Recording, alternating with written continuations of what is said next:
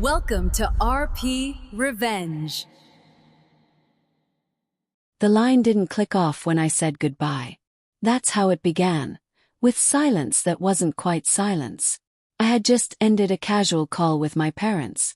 We'd talked about the usual, how work was going, if I was still eating properly, when I'd visit next. I pressed the phone to my ear for a moment longer, just out of habit, the way you hover before ending a call. Then I froze. There was a faint shuffle, fabric brushing against something. Then my mother's voice, low, deliberate. She tries, but living with her must be exhausting. The words cut through me before my mind could process them. My thumb hovered over the screen, ready to hang up. But I couldn't. My father sighed in that familiar way that always followed my name being mentioned. You can't say that to her face, though. You know how emotional she gets. Then came my sister's voice. Hannah, bright and sharp, laced with a tone I'd only ever heard when she was dissecting someone else's flaws. I told you, Mom. She always plays the victim. You saw what happened with Daniel, right? I warned you both she'd make it about her again. Daniel, my fiancé. I felt my stomach twist into a cold knot. They were talking about me. About us. I held the phone tighter against my ear, afraid even my breathing would give me away. The air in my apartment thickened, heavy, unreal, as if every molecule of it was waiting for the next word. Mom's voice again, gentler this time, but worse somehow. He's patient, I'll give him that. I don't think I could live with her moods. It's always something. Either she's hurt or anxious or crying. He must be drained. I felt something inside me tilt, a dizzying slide between disbelief and humiliation. Dad murmured, maybe he stays because he pities her, or because he feels responsible. And then Hannah laughed. That cruel, effortless laugh that used to echo through our childhood, the one she'd use when she'd get me in trouble for something she'd done. Or maybe, she said, he's not staying at all. My breath caught. What do you mean? Mask. Oh, come on, Hannah said. You've seen the way he talks to Mia. Mia. The name slammed into me like a fist. Daniel's co-worker. The one who was always just helping him with deadlines. The one he swore was like a little sister. Mom's tone grew wary. You're not saying. I'm not saying anything, Hannah interrupted smoothly. But if you ask me, it's only a matter of time. He deserves someone who can keep up. Someone less fragile. The word hung in the air like a verdict. Fragile. My heart was pounding so violently I could feel it in my fingertips. I ended the call, or maybe the line dropped. I honestly don't remember. I just know the sound cut off, leaving a roaring silence that felt deafening. I stood in the middle of my apartment, the phone trembling in my hand. My reflection in the window looked pale and unfamiliar, like a ghost listening to its own eulogy. They pitied me. All of them. And worse, they talked about me like I wasn't real. I tried to make sense of it, rationalize it somehow. Maybe they were just venting. Maybe Hannah was exaggerating, twisting things the way she always did. But the way my mother said it, that weary, sympathetic tone, it wasn't anger. It was truth she thought I couldn't hear. And that truth broke something quiet inside me. For the next few days, I moved through my routines like I was underwater. I smiled when Daniel kissed my forehead, laughed when he told me a story about work, but every word he spoke felt like a test. Every glance, a clue I couldn't interpret. I started noticing things I'd missed before. The way he'd angle his phone away when a message came in. How he suddenly had late meetings, on nights he used to spend home. The soft tone in his voice when he said Mia's name. How it carried warmth he rarely used with me anymore. Once, when I asked if he wanted dinner, he smiled absently and said, Mia ordered for both of us at lunch, I'm still full. It shouldn't have mattered. But it did. Because I knew Mia's favorite restaurant. And I knew he hated sushi. Except now apparently he didn't. I told myself I was being paranoid. That my parents' voices were still echoing in my head. But the seed had been planted. Every laugh, every message, every unreturned call. It all grew into something poisonous inside me. One night, around 11 p.m., he got a message while we were watching a movie. His phone lit up on the coffee table. I saw the name flash across the screen before he snatched it up. Mia Cherry Blossom. He smiled without realizing I was looking. That soft, involuntary curve of his lips. Something inside me cracked. "Who's texting you?" I asked. He blinked, startled, then forced a laugh. "No one important.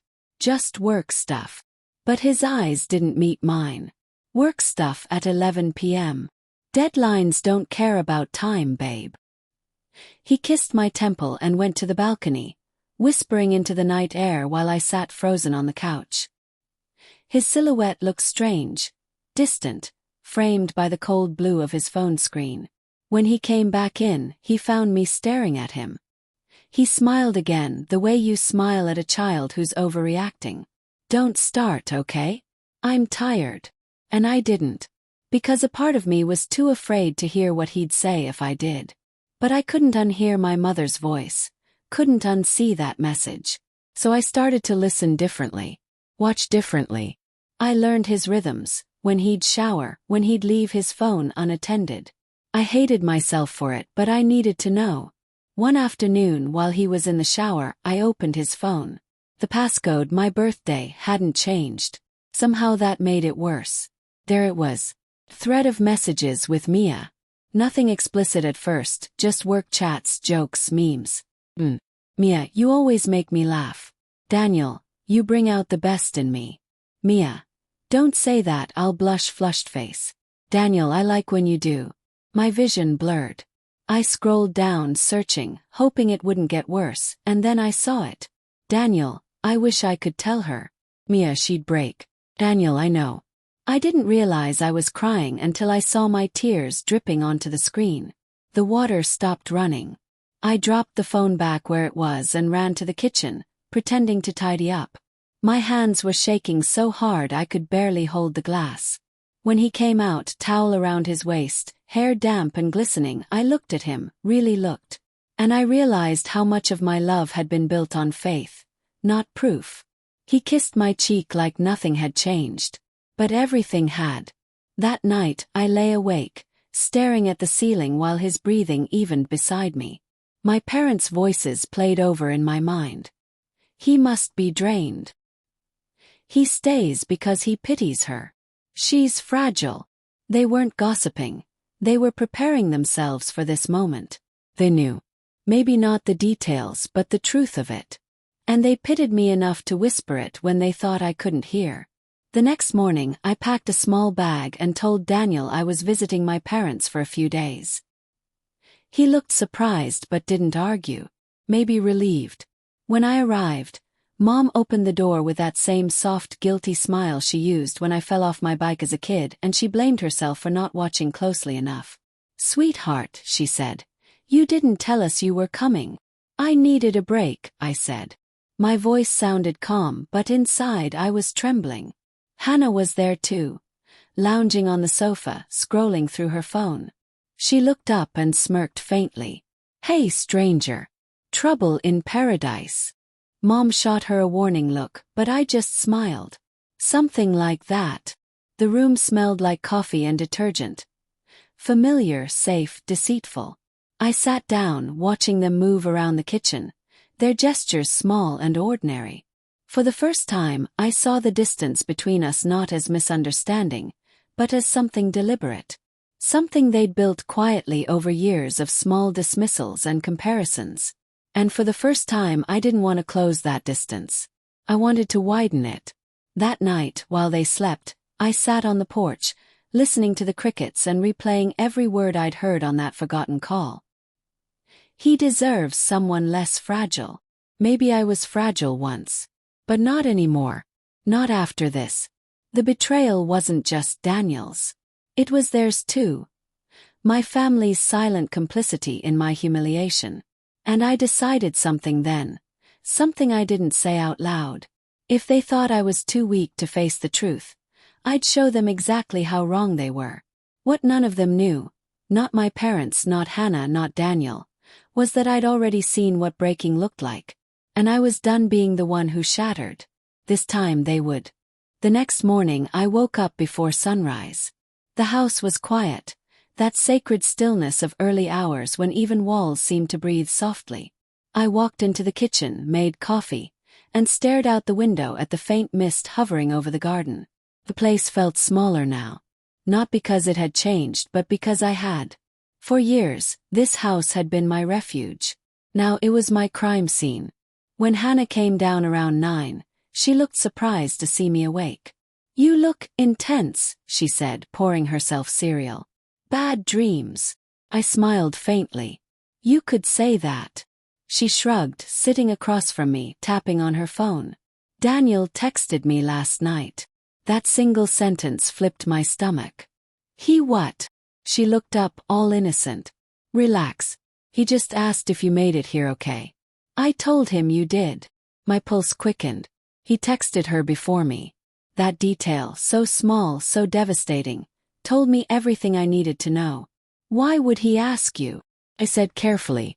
She tilted her head, watching me with that smug little smile she'd perfected since we were kids. "Because he couldn't reach you, I guess. You know, you tend to shut down when things get hard. People worry." There it was again, that wordless accusation that I was too sensitive, too emotional, too fragile. But not anymore. I looked her dead in the eye. Maybe people should worry less about me and more about their own loyalties. Her brows lifted, but she didn't ask what I meant. She didn't have to. She knew. Over the next few days I stayed quiet, observant, calm in a way that made them uneasy. I'd help Mom with dinner, talk politely with Dad about the news, and smile when Hannah teased me about dramatic moods. But every conversation was an excavation, digging deeper, collecting pieces of truth they didn't realize they were giving away. On Thursday, I found what I'd been waiting for. Mom and Hannah were in the kitchen, thinking I'd gone upstairs. The door was half open and I heard Hannah whisper, "She's really falling apart.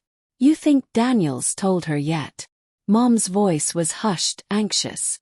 "Not yet, thank God. Maybe he'll let her down gently." I gripped the railing so hard my fingers hurt. There it was. The confirmation. They knew. They'd known for weeks. Maybe longer. Something in me hardened. My tears had already been spent. What came now wasn't pain, it was clarity. If Daniel was waiting for the right time to tell me, I'd make sure that time never came. Not on his terms. Not on theirs. When I returned home 2 days later, he looked almost relieved to see me. That should have broken me. Instead, it fueled me. "Hey," he said softly, wrapping his arms around me. "I missed you." I smiled into his shoulder. "I missed you too." He kissed my forehead like always, but it felt rehearsed. Practiced kindness masking guilt. I could feel the lie in the way his hands trembled just slightly against my back. That night he slept peacefully. I didn't. I sat in the living room, scrolling through his phone again. He hadn't deleted their messages. Maybe he thought I'd never look again, that I was too naive, too trusting. I read every word, every emoji, every late-night promise. And then one message stopped me cold. "Mia, so, when are you telling her?" "Daniel, soon. I just need things to settle with her parents first." "Mia, I don't like sneaking around." "Daniel, I know. I hate lying to her. She's been through a lot." "Mia, you're too good, Daniel. That's why I love you." That last line, "that's why I love you," felt like acid under my skin. And his reply minutes later was worse. "Daniel, I love you too." It was time-stamped 2 nights before my parents' call. So yes, they knew. 'Cause he told them. And they didn't tell me because they were protecting him. I laughed, a sound raw and humorless, and in that moment I felt something shift. Not rage. Not grief. Control. Over the next week, I crafted my plan with the precision of someone who'd finally stopped hoping. Daniel had a work gala coming up, one he was attending with Mia, under the guise of team representation. My name wasn't on the invitation, but I'd helped him design his presentation slides, edit his speech, and even pick his suit. I was the invisible architect behind his success. And now, I'd let the world see what he'd built it on: deceit. The night before the gala, while he slept, I used his laptop. He'd saved his entire presentation there, synced to the event's projector system via his email. Convenient. I didn't delete anything. I simply added one new slide at the end. A collage. Screenshots of his texts with Mia, photos from her social media, messages timestamped with his lies. All captioned with a single line in white letters on black background. This is what honesty looks like when no one's watching. Then I hit save. The next evening he looked immaculate, confident, charming, rehearsed. I watched from the balcony as he fixed his tie and smiled at his reflection. "You sure you don't want to come?" he asked, half guilty. "It's kind of boring." I smiled softly. "No, you go. You've worked hard for this." He kissed my cheek, whispered, "I love you," and left. I whispered back, "I know." When the door closed, I exhaled the months of silence I'd been holding. Later that night I watched the gala's live feed online. It was streamed for the public. The camera panned across the stage as Daniel stepped up, confident as ever, beginning his speech about innovation and transparency. I almost admired him then. How smoothly he lied, even under the weight of everything hidden behind his smile. And then, when he reached his final slide, I saw it, that flicker of confusion on his face as the words behind him changed. The collage appeared. The text. The images. The audience gasped. Mia's face, pale and terrified, appeared briefly in the crowd. Daniel froze, then stammered. I don't, this isn't." The camera cut away, but not before I saw it. The moment his mask shattered. I closed my laptop and let the silence settle like dust. When he came home past midnight, his face was ashen. "You did this," he said, voice trembling. I didn't deny it. I just showed them the truth. His eyes were wet, from shame, not sorrow. "You ruined me." I looked at him calmly. "No, Daniel. You ruined us. I just made sure it wasn't invisible anymore." He didn't speak again. Just left. No suitcase, no goodbye. Like a man fleeing his own reflection. The next morning I called my parents.